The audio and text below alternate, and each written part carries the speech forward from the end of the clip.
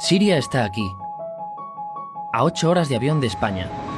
Es la mitad grande y su población se concentra aquí. ¿Por qué? Porque toda esta zona es un enorme desierto, pero un desierto muy importante. Tiene 1/3 de las reservas de petróleo del mundo y también de gas natural.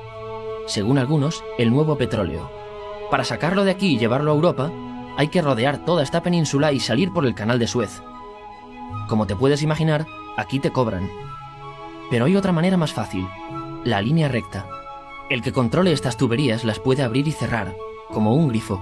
Si no pagas, no hay petróleo, ni gas. Esta región es increíble. La civilización en el planeta empieza en 3 sitios y este es uno de ellos. Mesopotamia, aquí. Sumer, que te sonará menos, pero es donde empieza todo, aquí también. ¿Recuerdas la Torre de Babel de la Biblia? La hicieron estos tíos. Egipto, aquí. Siempre ha sido un punto de contacto entre Oriente y Occidente, dando a Asia salida al Mediterráneo.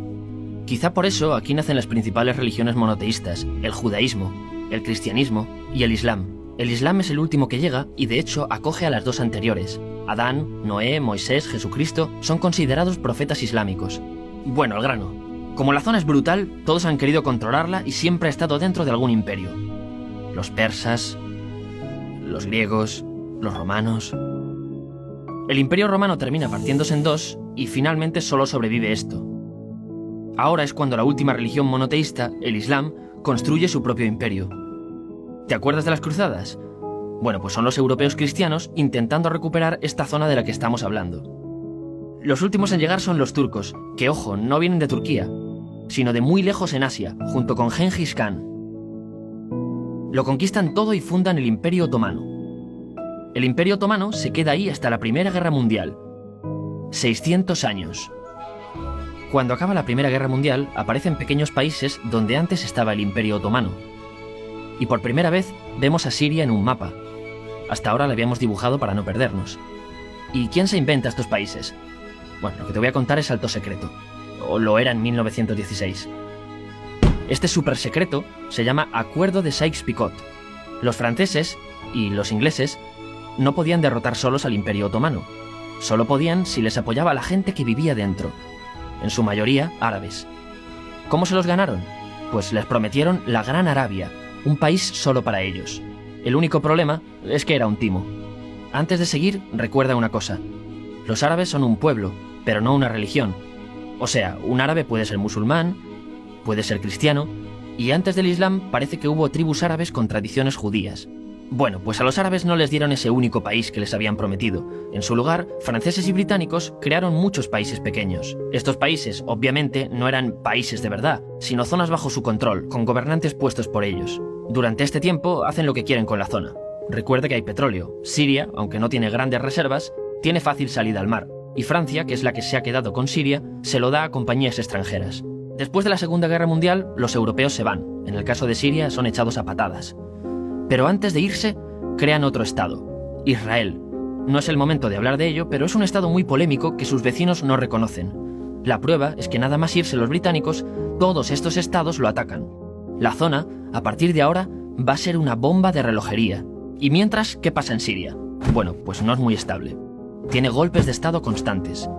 En esa época, aparece en Siria una ideología que se hace con el control y se expande por el mundo árabe, el Ba'ath. Esta ideología mezcla el antiguo sueño de una sola nación árabe con ideas socialistas. Y algo muy importante, es laica, o sea que no es religiosa. Siria se llega a unir con Egipto, un país con el que no tiene frontera. Pero no es algo raro, muchos de estos países intentan hacerlo también.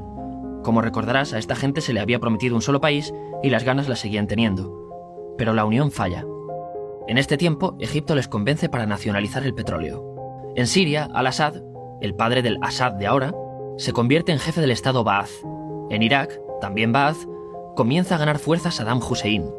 Las diferencias entre ambos países dividen a los partidos Ba'ath de otros países en pro-Siria o pro-Irak. Ahora ocurre la Guerra Fría. El mundo se divide en 2, o eres de Estados Unidos o de la Unión Soviética. Son años muy movidos en los que se pegan constantemente con Israel, invaden su vecino Líbano y comienza una oposición islamista al régimen Ba'ath de Assad. Los hermanos musulmanes. Vale, volvamos atrás un momento. Recuerdas que la mayoría de árabes eran musulmanes, ¿verdad? Bueno, pues dentro de los musulmanes hay 2 ramas fundamentales. Suníes, la mayoría, y chiíes. En el caso de Siria, a pesar de ser un estado laico, los gobernantes como Assad y los jefes militares eran chiíes, los cuales representan menos del 13%. En cambio, casi el 70% de la población es suní. Un dato curioso es que los cristianos son casi el 10%. Que los chiíes controlen el gobierno y ejército mosquea a la población suní, y ese sentimiento es aprovechado por los hermanos musulmanes, islamistas radicales suníes. Estos toman las armas en la ciudad de Hama, en contra del gobierno, y Assad acaba con la revuelta a costa de matar miles de civiles y encarcelar a mucha gente. En el año 2000, Assad padre muere, y le sucede Assad hijo. Ante las presiones, libera a muchos presos, trae internet y esperanzas de cambio. Hay un periodo de gran debate político y aparece la oposición. También vuelven los hermanos musulmanes. Los siguientes años son difíciles. Arrestan a la oposición. Y Bush incluye Siria en el eje del mal, y esto la aísla. Está mal visto negociar con Siria. Los kurdos, un pueblo que vive repartido por varios países de la zona, comienzan a protestar también. Hay represión y muertos. En 2011, te sonará esto, ocurre la Primavera Árabe. ¿Qué es esto? Bueno, es una protesta que se va propagando por todos los países árabes pidiendo más democracia. Como ves, el mundo árabe, a pesar de estar dividido en países, tiene tendencias generales. Cuando llega a Siria, Assad hijo termina usando el ejército y en los enfrentamientos mueren unas 1000 personas. Los enfrentamientos irán escalando hasta que se conviertan en guerra civil. No hay un momento exacto de inicio. Lo importante es que hoy en día hay numerosas facciones en juego. Vamos a verlas. Pero primero piensa en que todo está dividido entre chiíes, la minoría, y suníes, la mayoría. Chiíes, y además laicos, o sea, no religiosos, son el gobierno de Al-Assad. Controla todo esto, que si recuerdas son básicamente las zonas chiíes del país, y está enfrentado al resto. También mayoritariamente laico, pero suní, es el Ejército Libre de Siria, o FSA en inglés, junto con el Frente Islámico, que es religioso, y otros 70 y pico grupos más, forma una coalición que la prensa llama simplemente la oposición.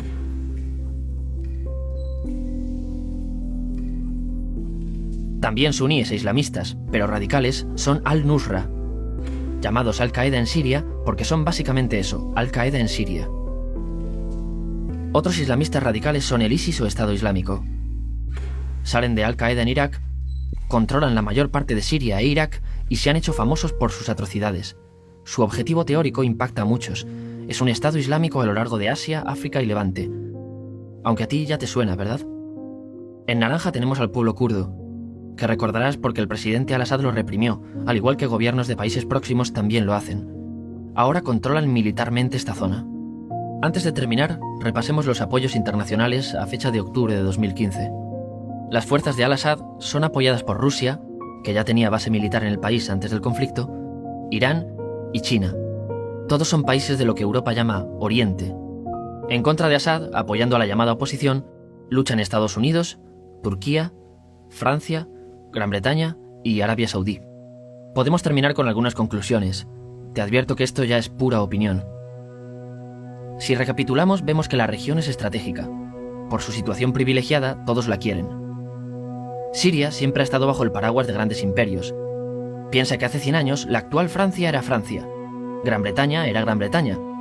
Pero es que hace 200 también, y hace 300 también, y hace 400 también. En cambio, Siria solo es Siria desde hace menos de 100 años, y solo se gobierna a sí misma desde hace poco más de 50. Además, jamás decidieron sus fronteras, se las impusieron. Europa dividió Oriente Medio a su antojo para controlarlo, diseñando países sin tener en cuenta su población. Muchos historiadores dicen que todo pueblo tiene la necesidad de manejar su propio destino, pero estos ingredientes que hemos visto juegan en contra de proyectos como la Siria Ba'ath, que encima usa la represión para mantenerse. En última instancia, lo que producen es una guerra civil. En este contexto no es extraño que aparezcan actores que se alimenten de la desesperación, el sentimiento suní de opresión y la visión de Occidente como invasor. ISIS usa la identidad árabe y la mitología de antiguos imperios. Cuando quieras entender el presente, pregúntate, ¿y el pasado?